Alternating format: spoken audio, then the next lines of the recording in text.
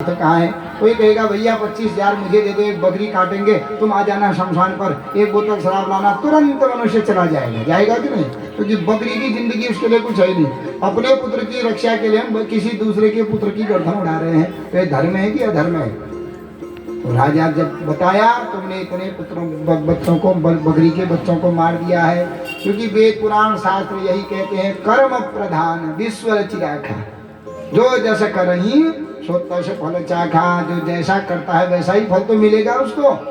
इसलिए राजा को जब समझाया, राजा भयभीत हो गया, महाराज तो मैंने इतने पशुओं को मार रखा है, क्या मुझे भोगना पड़ेगा? अवश्य में एवं भोक्तव्यम कृतम कर्म शुभाशुभम। नारद जी कहते हैं किए हुए शुभ अशुभ कर्मों को अवश्य भोगना ही भोगना पड़ता है। राजा भयभीत हो गए, कांपने लगे, तो महाराज क्या करूं? करना है तो प्रायश्चित करो। अब आज से यज्ञ करना, धर्म यज्ञ करो। 3 प्रकार के यज्ञों का वर्णन किया। सत्वरजतम, सबसे उत्तम यज्ञ होता है सात्विक यज्ञ, माने उसमें जो भी आता है वह तृप्त होकर के जावे। जैसे भागवत है ना, ये सात्विक यज्ञ है।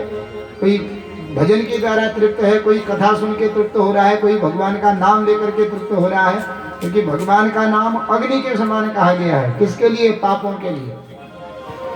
अग्नि में कोई भी वस्त्र डालोगे तो क्या होता है? जला करके भस्म कर देती है। इसलिए भगवान का नाम जान करके अनजान में भी जैसे भी भगवान का नाम जपोगे, भगवान का नाम जप के ही मनुष्य के शरीर में लगे हुए समस्त प्रकार के पाप जल करके भस्म हो जाते हैं।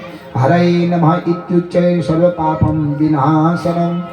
हरे नमः ऐसा उच्चारण करने मात्र से ही मनुष्य के समस्त प्रकार के पाप जल करके भस्म हो जाते हैं। इसलिए राजन, अब तुम हरि का जप करो, अब छोड़ो तीर्थ यात्रा करो।